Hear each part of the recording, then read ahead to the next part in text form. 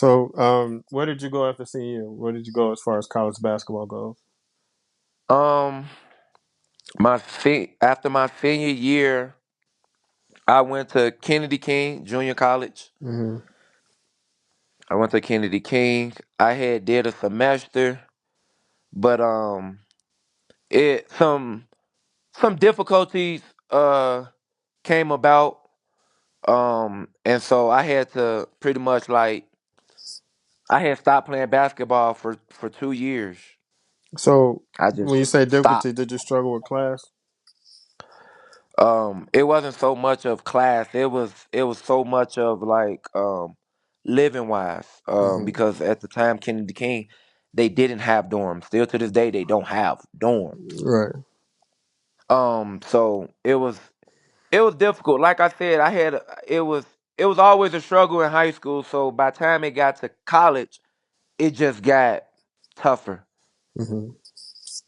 Um, and so pretty much it was just I had to just find my way just to just to live every day. I can't just try to put everything down and try to play college basketball, especially at Kennedy King, where the program wasn't as high as it used to be, like how back in the day it was. Right. Um, at that time, the head coach was Dildy. He was already on the verge of getting fired, Hmm. so it was already he. It was only so much that he can do. And so it was. I just stopped for 2 years. So, when you get back into basketball, what did you do? I went. It was again. I was at the YMCA. Um, head coach for East West University. Coach Posley. Um, seen me at the YMCA. Then he also seen me at the Dalton Church. They had like a little small tournament. Hmm. So I was doing little small things, just playing basketball, staying in shape. And he actually got in touch with me on social media, contacted me and was like, "Won't you come down and come holler at me? Hmm. Come downtown, come holler at me. Let's talk." Right. I was like, "Okay," but Hmm. I wasn't a big fan of playing college basketball no more because again, it was like my living situation. So Right. and then it became like I needed extra income and stuff like that. So I was like, I didn't mind. Sure, I was like, sure, it's a free trip downtown. Why not? Right. So I go downtown, went to East West University, sat down and had a talk with him, and he was like, I want to put you back on your feet. I want to put you back on track. Hmm. I've been watching your film from high school. I was seeing your stats, and I believe in you. Um, he said he had talked to I had a mentor. His name was Anthony Welch. He went to Illinois State. Went to the NBA, Hmm. and he was a mentor. But it was like I was the type of kid that it was like I didn't want to be a bargain. I didn't want to. I didn't want to overstay my welcome. I was always like that. So it was like I was always on the run, basically. So but he was always in my corner. Anytime something came up with basketball or anything, he always tried to help. And he got in touch with Anthony Welch. Posley did. Coach Posley got in touch with Anthony Welch, and he Hmm. and he pretty much told him like my situation, pretty much how I grew up, being in Chicago and stuff like that, and it wasn't the best for me. It was basically a struggle. Um, and Coach Posley was like, "I want to help," Hmm. and by that was like a blessing, another blessing for me. And he was like, "I'm gonna give you a full ride scholarship, and I'm gonna put you in the dorms." So, East West had dorms. Yes. Hmm. So, so how did with the one semester that it hurt you from playing at East West? No. I So was able to how, play right away. so how did your first season go at East West University? Average 26 points a game. Um, I actually was ranked number one in the nation for NAIA. Um, and it just everything I worked for and everything I worked towards. Posey made sure I was in the gym every day. Before I went to class, he had me in the gym in the morning just to get my rhythm going. He used to make me do stairs. We got like 6 flights. No, actually, we got like 8 flights. We had 8 floors just in the regular building. That's not Hmm. including like the dorms. The dorms, we went up to like 36 floors. But just the school, we had like 8 floors. He used to make me do stairs Hmm. just to get me back in shape. He used to make me do extra conditioning and stuff like that. But by East West not being a high major school or a high level school, we didn't have the best talent. But But when I how? joined the team, oh, you can No, go say, ahead. No, go ahead. I'm sorry. by me joining the team, I made a difference. I Hmm. brought different. I brought energy. I brought positivity, and I also brought just. I came with my own mindset. I came with a goal. I told myself I want to be the best.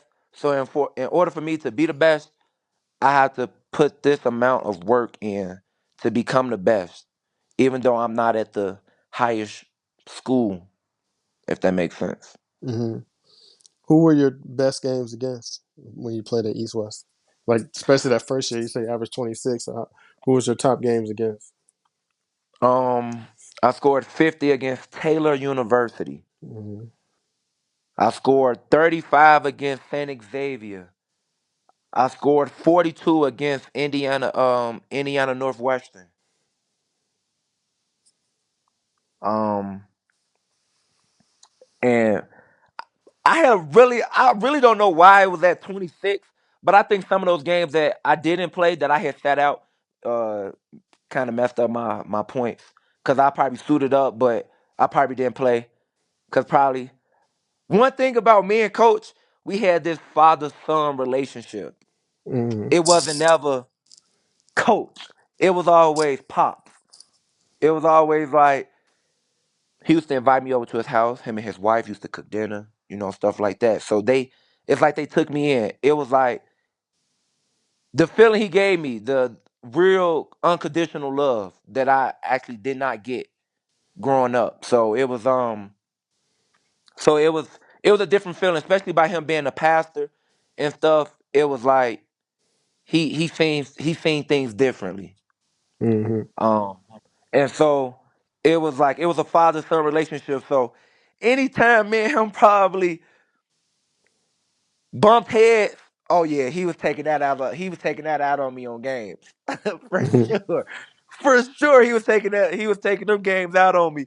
But it was always a bounce back. And he always explained. He never once went without a game that I didn't play. Hmm. He didn't tell me. He always told me, "You made me mad, and this is the reason why you did not play. I bet you next time you won't do that or something like that." It was always something like that, but at the end of the day, it was always love. He was always tough on me. Right. It was always love. He was definitely tough on me for sure. So some of them games did mess up my point average because I probably would have averaged at least 35 to 38 points a game because I had a lot of 40-point games. Shoot, Moody Bible, I had Moody Bible, I had 40 points. I went 15 for 15. I ain't even missed a shot at all.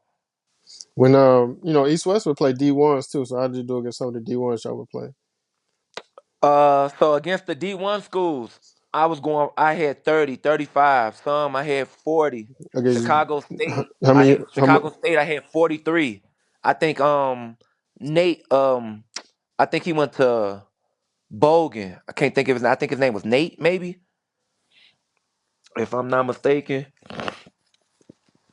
I don't know. I can't remember that. It was something like Nate or something like that. But yeah, I had one against Chicago State, gave them 43. Hmm. Uh, a lot of D1 schools, and I was hoping I was gonna be able to get picked up. But by East West being a private school, it was like it was a tad bit difficult. to Hmm. like pretty much get out and to transfer.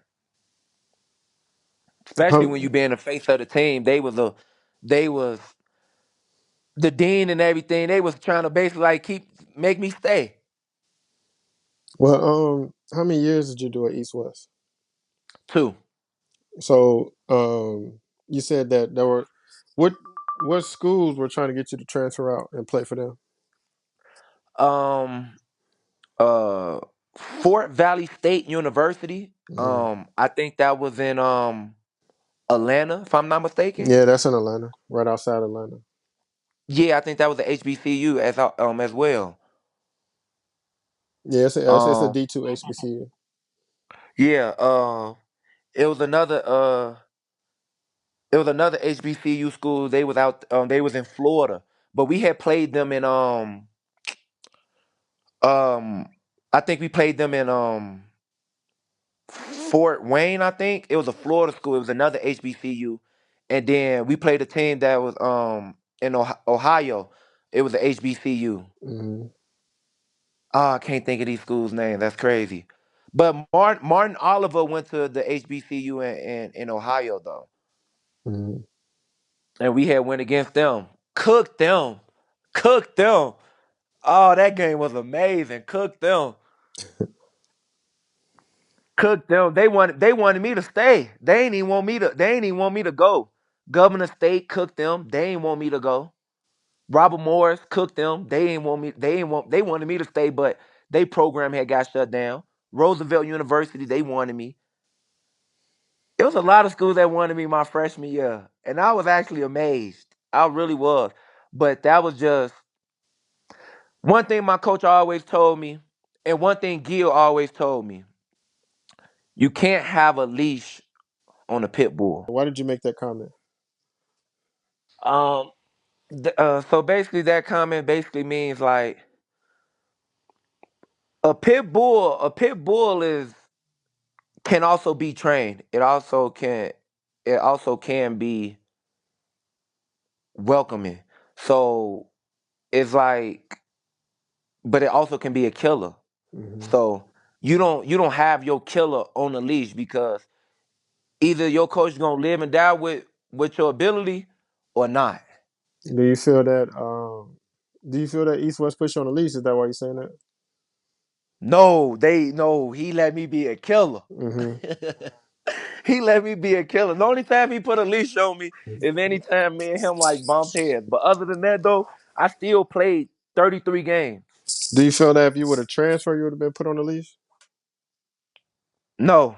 I think I think I probably would have been the first person for NAIA that would have made a big difference for NAIA, especially by me going to a private school and the teams that I'm going against, the schools that I'm going against, the numbers that I'm putting up. It was it was amazing because I was a 40, 50, 90 in college. Hmm. So by Explain what that is, please.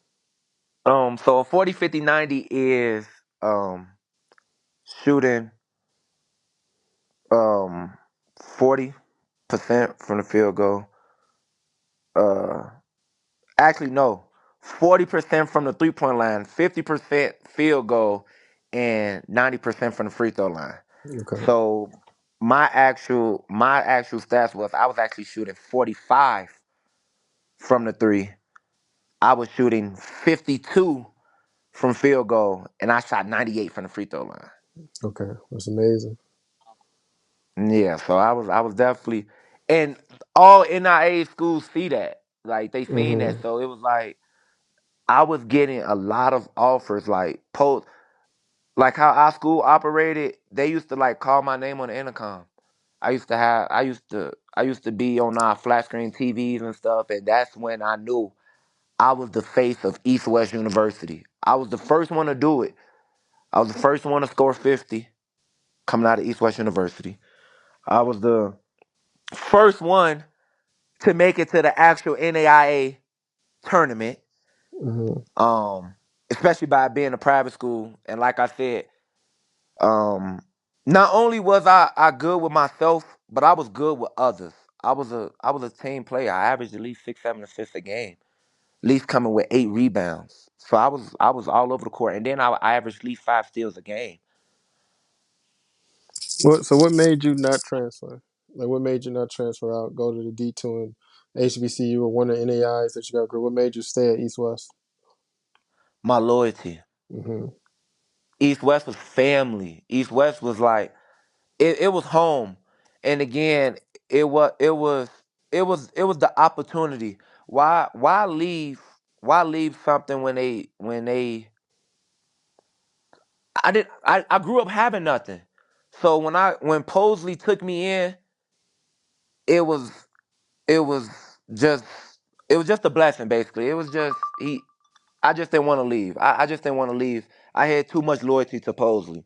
Mm-hmm. Because after I scored 40 at Governor State head coach, right after the game, in the locker room, Posey was like, Brandon, the head coach right now said, do you want to transfer right now? We can make the process right now. You stay.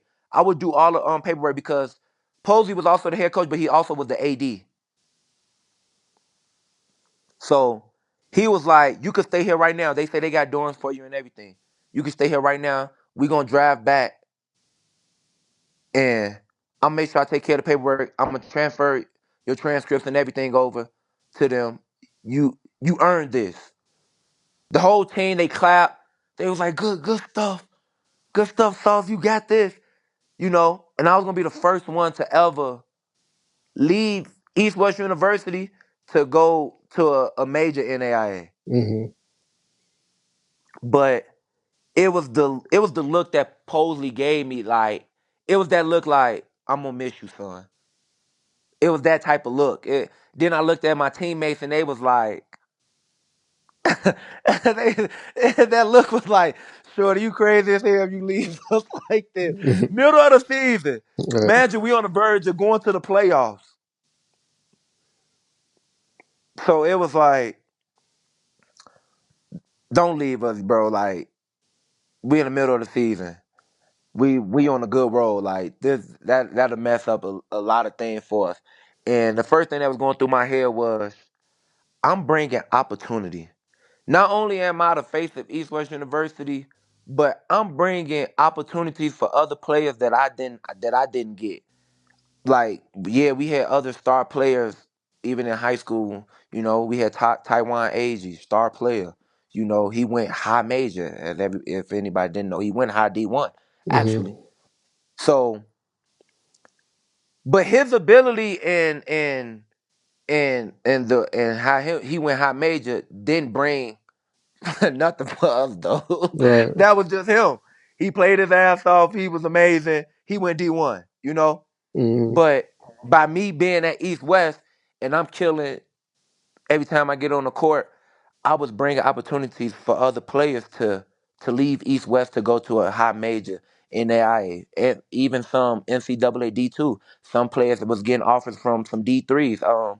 What's the school that's on the low end? They D3. You say on the low end? Tech. Oh, yeah, Uh, ITT. yeah, ITT. No, Players was IIT. getting offers. Yeah, I think it's IIT. Yeah, Yeah, Illinois something like Institute that. Yeah, Technology. yeah. So players was getting offers from there. Players was getting offers from um HBCUs. I was bringing opportunities, and I feel like God put me on this earth to help others. So I stayed.